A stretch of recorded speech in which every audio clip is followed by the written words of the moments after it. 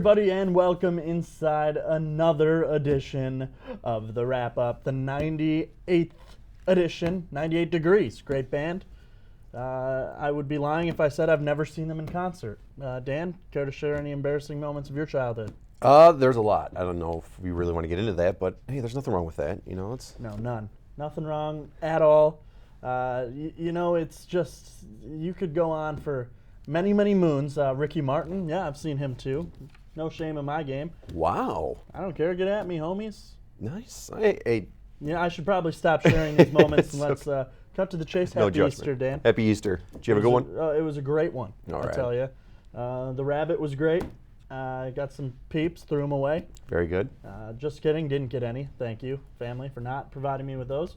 The diabetes will be kicking in full gear, so I did not want any of those marshmallowy lack of treats. So, did you get anything fun other than engaged? Yes. Yeah, we did. I did get engaged. That was awesome. We're planning that right now. But other than that, yeah, no peeps. Thank God. Yeah. It's 31 years old. My family finally knows. They know what I want, and I'm not a big chocolate person, and I hate peeps. So, everyone out there that doesn't like peeps, we're there with you. Yeah, which brings me to the first topic. This was not actually a topic on the rundown. What's the worst candy out there? Peeps is disqualified. Peeps, candy corn. Oh, yeah, Halloween, not a good time. Candy corn. You got them in, your aunt's house, and they got the bowl out in the vestibule area, and you walk in. You get the mud off your shoes on their welcome mat, and you walk through, trudge mud through the house, and you just scoop your hands right in the bowl of candy corn, and, that's like peanuts at a bar. You Yeah. don't know whose hand's going in there. That's true. Candy corn is a great one. I'm not a fan of Mound or Almond Joy. Yes, yeah. Neither one. I'm right there with you. That's Or Baby Ruth. yeah. No, it's a big disappointment. The Sandlot ruined Baby Ruth for me, so I'm done. Let's talk sports. Tigers. It's that time of year. They're It is. kicking off. First place right now, 8-4, leading the American League Central by a game over the Minnesota Twins. Who knew? Very early, though, in the year. The Indians are struggling. The Tigers just went to Progressive Field, and I think that's what it's still called. I'm not sure. They changed their name. It seems like every year. Whoever wants to give them the most money, they'll make their name. It was Jacobs Field and First Credit Field and the Stable, and I don't know. Bob's Credit Union Field. Municipal Stadium, whatever. Bob's Burgers. And, they're banged up. Tigers just took 2 out of 3 there, where they only won once at all against them last year. So far they've doubled their win totals against Cleveland from last year. Cleveland obviously represented the American League in the World Series last season. However, is this a different Indians team? Is this a different Tigers team? Or simply is it too early to tell? I want to give something original, but I feel like it is too early to tell. It like you said last week, you start off pretty strong at the beginning of the season. It really doesn't mean much. Which they do every year, it seems like. Yeah, but then again, you also have to win those important games because, like clockwork, every year we're down to the end, and those early losses that we took is just. It can really hurt you, especially when you're trying to make a playoff run. Especially, although you can argue there's 162 games in the Major League Baseball regular season, 81 at home, 81 on the road. And although last year the Tigers only played 161 rain-out game against Cleveland, it didn't matter because the Tigers were out of it. The Indians had already clinched their seed in the postseason. But it makes you think every game truly does count. Mm-hmm. When you're down the stretch and you're like, Tigers need to win 5 of 7 to make the playoffs, think back to April when they went on a little 3-game losing streak. And I mean, sure, it doesn't seem like every game counts now. It's, you got snow yesterday, not literally, and then the next day is 80 degrees. And these games don't matter. Oh, we'll weather the storm until it gets warm, and then our guys will start hitting, and, everyone's struggling right now. That's not true. Every team's got to win a game. Mm-hmm. You can't have a game and, both teams lost tonight. Breaking news. The final score was 0-1, 1-0, but no one won. Excuse me? What language is that? It's not sports, people. Every team's doing bad. Don't worry about it. Yeah. Wake up. There's a winner and there's a loser. Yeah. Okay? They're not handing out participation trophies in Major League Baseball. Although it seems like it sometimes. Hey, we got the the Quasimodo Award of Academic Excellence and Great Dugout Presence and Best Scorekeeper Award. That's all one award.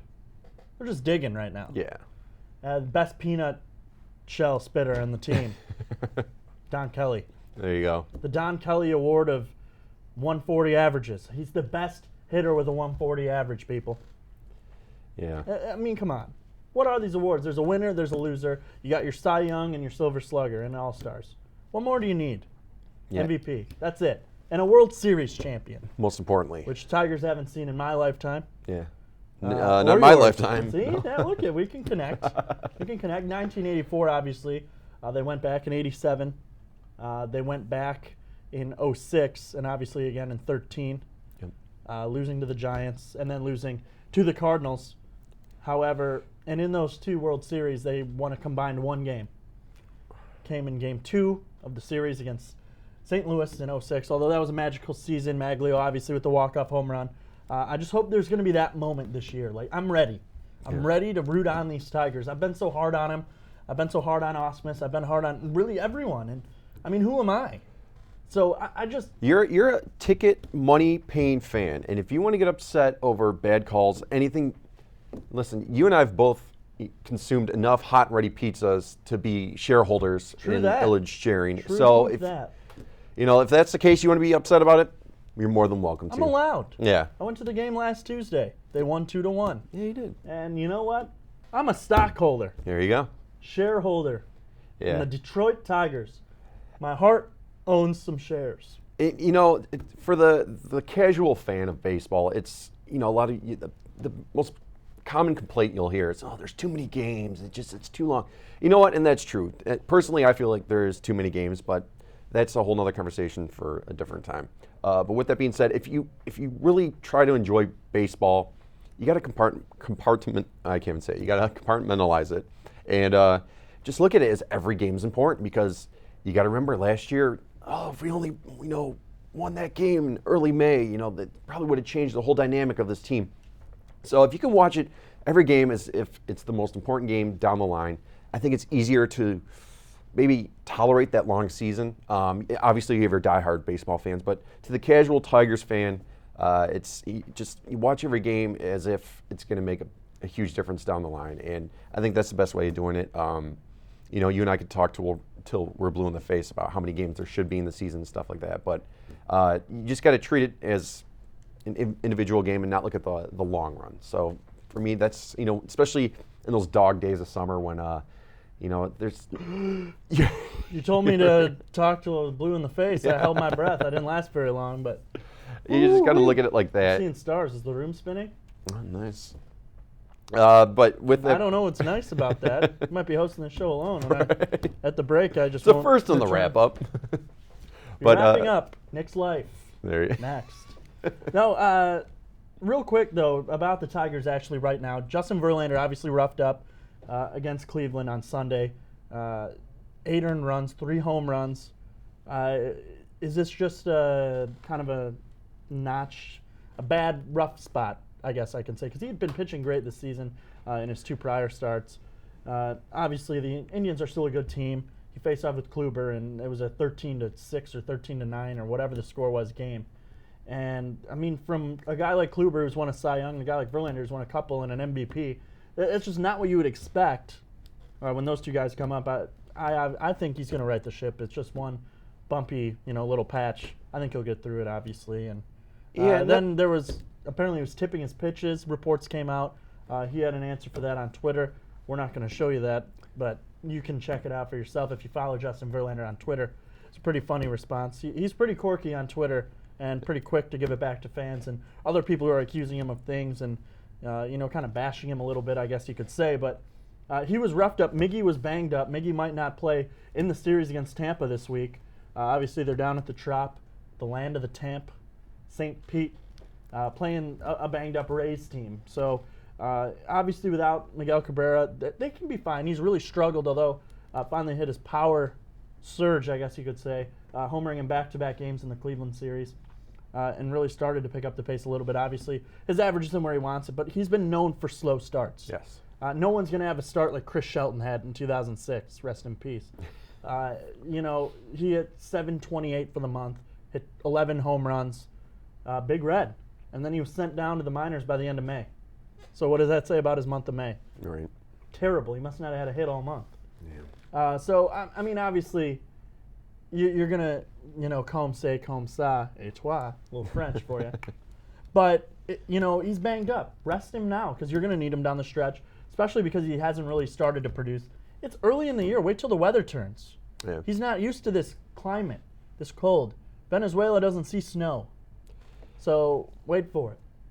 Loosen up those bones. Have a couple Coronas. Let's do it. Well, with that being said, I feel like that's a reoccurring excuse that we've not only given him, but we've given Verlander. And when you're making that type of money, you're expected to produce like they are known to.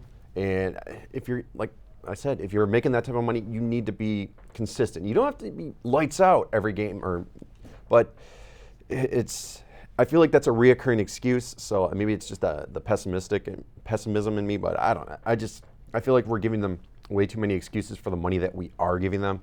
But you know, we'll see. As long as they, I guess, perform when we need them, you can't really say much after that. Yeah, I mean, that's about it. Right? I'm done tigering. That's cool. The roar is calming down right now. My inner tiger is saying, Time for a tiger. catnap. Yeah. That's the tiger sound. NFL draft. Oh, then wait a minute. Breaking news into the wrap-up set. This just in. Little Caesars Arena will be the host site for the 2020 Frozen Four College Hockey Tournament and the 2021 March Madness games. They haven't said what rounds. Might just be preliminary rounds. But doesn't take long. They're going to get some big events there. What do you think about that? And will lead me on to the biggest event, sporting event Detroit has ever hosted. What is it? But first, your thoughts on those two events coming to LCA. I saw the Final Four. You and I are pretty avid March Madness fans. I'm a pretty big college basketball fan.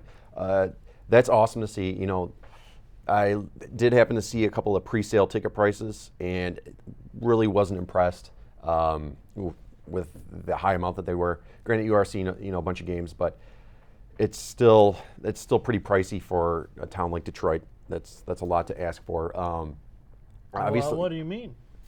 well, I think the first round, I believe, that they were selling was around $150 for the upper bowl, and That's just absurd. that's a lot. You're right. It doesn't matter where. Yeah. Doesn't matter what community you're talking about.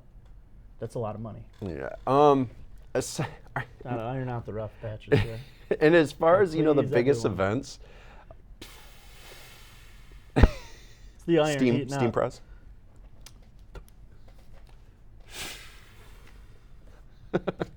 We'll iron you out. Sound effects 101. That was really good. You like that? Aside from the Super Bowl, obviously it's the most rated sporting event you're going to see. I'm not proud to admit this, Nick, and I know you've heard rumblings and you've probably overheard me talk about this, but I thought it was pretty cool when Ford Field had WrestleMania 23. That was pretty cool. It's a big event. It was fun. They had activities. They had activities going on downtown, like you did with the week before Might Super as well Bowl. said Barbie on Tour came last week, and I was there front row. And that was almost when you saw, what was it, the Van Pluffs or whatever? Van Pump Wild? Oh, the Vanderpumps. Vanderpumps. Going back to that again. Going back to Lifetime movies. What? That was pretty good. That was pretty here cool. all Obviously Did the you Super Bowl. bust out the leather pants for that? For what? WrestleMania? Both. Vanderpump rocks and It was pretty cold, so no, I think. Stone Cold. Steve Austin. And I'm the only wrestling fan. I'm here. not a Go fan. figure. That's the name of Uh-huh. it. The Rock, is he still around? The Rock's still around. Really? Is he wrestling? He's back and forth. He doesn't know what he wants to do. If you're making more money in Hollywood, why not go that route? John Cena. Can't see So- me. Can't see me. That was pretty cool, though. We did have the Final Four. That was here at Ford Field. Yeah. Michigan State was actually in the championship game that year. North Carolina, Michigan North State. Carolina. North Carolina won, I believe. Yes, they did. And that hurts you not because of a State fan, but because of a Duke fan. Yeah. So And then for me, the Super Bowl's obviously huge. 2005, Steelers defeated the Seattle Seahawks, pre-bandwagon Seahawks. They still had Matt Hasselbeck and Sean Alexander in the backfield, and it was before the Russell Wilson and the Marshawn Lynch and the Richard Sherman and all that. So before all these posers came out of their collegiate prep high school and got their parents to get them an authentic Richard Sherman jersey for $250, until obviously they got their Steph Curry premium stitched Golden State Warriors authentic home and away set jersey. Consuelo was cleaning the garden. And that's fine. The bandwagon. I mean, was the drummer, the bass player, the guitar player, and the singer all fit on a wagon? I don't know how, but they do. It was a two-for package. You got the Sherman jersey with the With home the and Steph away. Curry? Yeah. Yeah, what's next? All these Blackhawk fans. Ha, joke's on you. You're down 3-0. Let's talk NFL draft. Yeah. Let's do it. Where do you want to start? What are the Lions going to do? There's so many. A lot of people are saying they're going to trade. A lot of people are saying, well, they need more D-line. A lot of people are saying they need O-line, which I don't think they do. They need another big receiver. They still need to fill Calvin's shoes. People are saying tight end now. I mean, literally, they could go an array of ways, and I wouldn't be upset. They're saying anything except quarterback really is what they might do. And I don't know. I'm holding out that they might trade. Yeah. They really might trade the draft pick. And I trust Bob Quinn enough. He hasn't done anything completely dumb. But I trust him enough where I'm cool with what he does and just see how it plays out, see how it goes. Yeah, and I feel like, especially watching these past couple Super Bowls, and there was a lot of discussion on the importance of defense. And if they want to improve in defense, I think that'd be huge. Like you said, obviously we're going to stay away from the quarterbacks. We've already invested enough in Matthew Stafford. But, the offense it feels like the Lions could always do some fine-tuning. You see more mistakes throughout the season, injuries and stuff like that, with the depth chart. And like you said, I trust Bob Quinn. Hopefully, he makes the right decisions, and hopefully, we're happy with him. Also, we don't have to wait for him to pan out to be happy with whoever they decide to draft. But I'm just hoping for an exciting year. And we still got some time, but with the Michigan playing last week, I sort of got the college football bug, the football bug in general. Yeah, the spring game. Which I know there's always a good turnout, but watching the turnout last week, I still can't believe that many people showed up for it. And it kind of gets you excited. It does, yeah. And August will roll around. They'll start really getting in full gear. Yep. They'll be playing, Eastern China Tech Institute. What do you guys think about Corey Davis from Western Michigan? Well, our Twitter voice is back in the studio. Welcome back. We missed you. He does have a name. He's not a robot. It's Austin. He's here. Welcome. Corey Davis from Western. Apparently he had a real good pro day, a real good combine, if you will. And, I would love to see him here. He obviously set the record for most receiving yards ever in college football history. And really, he made Zach Terrell a good quarterback, I think. Zach Terrell was a good game manager, I feel like, for the Broncos, but I really think Corey Davis was the reason Western was who they were. Obviously, they had a good tandem running backs with Jarvion Franklin, and I can't think of the other running back's name, but those two guys really made it a balanced attack, but without Corey Davis, none of it's possible. I don't know if he's a first-round kind of talent. Obviously, Western is a big question mark because it's a MAC school. Obviously, P.J. Fleck had them compete at an ultra-high level. They had a pretty good showing against Wisconsin in the bowl game. But it's just, do you want to take a chance? And I think he's a player that will be worth it should you want to take a chance on him. I like Corey Davis, maybe not at 21. Is it when the Lions are taking? I don't know the exact number. But I don't know. He might be an early second round. But I feel like if a team does take a chance on him, they won't be let down. Yeah, and with him being from Western, I feel like the Lions organization probably had more opportunities to scout him and see what he was really made of. So if they do pick him up, obviously they saw something they liked, and it's just how many chances or risks do you want to take with a team that really doesn't have the lack of history in the postseason playoffs. So we'll see. If they want to pick him up, that's great. I don't think it'd be a bad thing. But wouldn't surprise me if they did. And the thing with him is I feel like you can get somewhat of a discount, a draft discount, because he's not from Alabama or, Michigan, Miami, Ohio State, these big name schools. He doesn't have that these marquee power tag on conference- him. Right. You might be able to hold out and wait till the second round to get him. And I think that's what if the Lions do. If he's there in the second round, sign, seal, deliver, I'm yours. Take him. It's just, he's big, he's got good hands, he's physical, and I think obviously he's the all-time leading receiver in college football history now. That didn't happen by a fluke. Right. So I think if he's there in the second, no doubt. Even if he's there in the first, you at least got to scratch your head and think about it. Second, sign, seal, deliver. Joe Mixon, though, running back from Oklahoma, obviously some domestic violence, more than issues, more than domestic violence, I think, just viciousness. If he's there in the third, is he worth it? Is he worth the PR debacle or for a chance of greatness at running back, or do you just stay clear of him absolutely all in all? From a Lions perspective, I say you stay clear of them.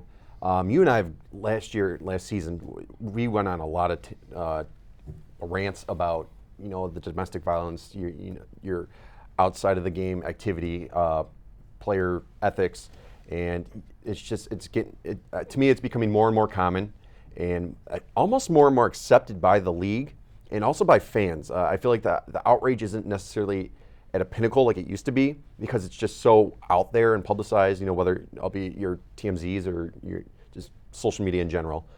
So I really think that is something you really want to shy away from. And if you have a past like that, you really got to start putting these players in line and showing them that, you really got to watch what you're doing on and off the field if you want, because you're going to pay for it in the draft time. And really, he was no-brainer first-round talent, maybe even top 10 talent until that. And now people are pushing him as low as the third round in some mock drafts. But I would stay clear of him as well. I don't think it's worth it. Some fans are like, I don't care what he does off the field. Win us games, win us a Super Bowl. To me, that's ridiculous. Mm-hmm. You have to be held accountable for your actions. And to be rewarded being drafted so high, to be rewarded being allowed to play in the NFL or without any type of discipline, I think he should, like LeGarrette Blount. He obviously was suspended for an entire season. And then obviously he had his substance abuse problems that he ended up working out and turned out to be a pretty solid running back for the New England Patriots. But I think there needs to be some form of discipline from the NFL before he is able to come into the league and perform at a high level. I'd stay clear. They just kind of cleared their name of Nick Fairley and Ndamukong Suh being dirty, and obviously Fairley had some substance abuse problems. So you finally cleared your name of that. I would try to, and I think Bob Quinn will. This is a new regime, a more professional regime than the Lions have seen in the past. I think they will stay clear. Real quick before we move on, is Jabril Peppers a first-round talent, or is he just all hype? That's a good question. That's $1 million question right there, and that's a question you got to ask yourself if you're looking, your organization looking to draft. He's got talent. It's what can his talent do for your team, and are you willing to take a hit early on in the draft and grab him, thinking another organization might be. To me, he's got talent, but I don't see him panning out for the Lions. It's something we don't need, but hey, if somebody wants to take him in the first round, maybe you'll get lucky with him. But that's really all the draft is. I mean, it's a hit or miss. Yeah, you never know. I don't think he's a first-round talent. Yeah, he's a safety and a hybrid linebacker. I think he's too undersized to play linebacker, and he hasn't really been that strong of a safety at the college level. Obviously, he's a freak when it comes to returning kicks, which the Lions need now that Andre Roberts is gone. But I don't know if Jabril, a first-round return man, is worth it. If he's there in the second, no-brainer, pull the trigger. But I don't know. He won't make it that far because of the hype that surrounded him. He'll go late first, early second, I think, no doubt, by a team that needs initial help in the secondary. And obviously, he can return kicks, and you've seen what he can do. But I just don't think it's a right fit here. I'd rather see, if I'm going with a Michigan player, I'd rather see Taco Charlton 10 times out of 10. He can be an instant impact. A first-round player should be an instant insert into the lineup impact. That's what he is. Real quick before we say deuce. NHL playoffs, there's 4 series that are at 3-0. Pittsburgh is on the brinks of moving on, defeating your John Tortorella coached Columbus Blue Jackets up 3-0. Anaheim leading Calgary 3-0. And we have Chicago trailing Nashville 3-0. That's great. And then obviously the other Western Conference. I'm drawing a blank. Do you know? Off the top of your head? Montreal. No, that's 2-1 Montreal lead. San Jose. San Jose, yeah. Okay. Thank you very much. That one is Edmonton leading San Jose 2-1. I could have swore there was one more 3-0 series hiding out there. Yeah. Oh yeah, Minnesota, my Stanley Cup team, trailing 3-0 to the St. Louis Blues. So my bracket looks a little bit busted. I took Calgary to beat San Jose. They're down 3-0. So Ottawa leads Boston 2-1. Great. Toronto leads Washington 2-1 with a couple of overtime winners, Tyler Bozak, and then the other one, I think it was For Kuhlman? It was a gentleman with a K-sounding last name, but a great pass from Boyle. No look behind the back in Wasn't game Kadri. 2. No, it was No, not. okay. It was not CJ, as I like to call him. Not a fan. Anyways, after seeing pretty much the first rounds here, for the most part, you've got a stranglehold on what's going to happen in these first rounds. Yeah. Change your mind. Who's going to win? Who's going to be in the Cup final? I know I'm changing my picks. I have no faith in a team coming back from 3-0, No. especially the way they've been dominated. Right. And I had the Rangers coming out of the East. I don't think the Rangers showed up in Game 3. I think like the Pink Power Ranger was out there. That was a debacle. Who do you got updated? I did like the Rangers. I think that's going to be a strong. Whoever comes out of that series is going to be huge. I just want to reiterate what you said, and I'm glad you brought it up. Was the fact that I don't know if you saw a certain sports network was highlighting the overtime goal, but they did say that Chicago's got a stranglehold on them, or there's a stranglehold on Chicago. And if you're not familiar with Chicago, that when they come onto the ice, Ted Nugent is their go-to stranglehold song. So to just see Chicago fans, I know Twitter voice up there, Austin, you were loving it also. I'm sure you were too, Nick.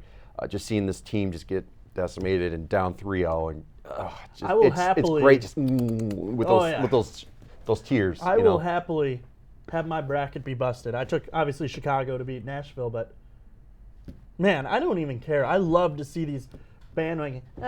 Patrick Kane and Jonathan Taves, they're the best players ever. Oh yeah, where were you in 2005? You weren't at the stadium. You weren't Tony watching them on Amonte TV. was their number one guy. Yeah. I mean, come on. Yeah.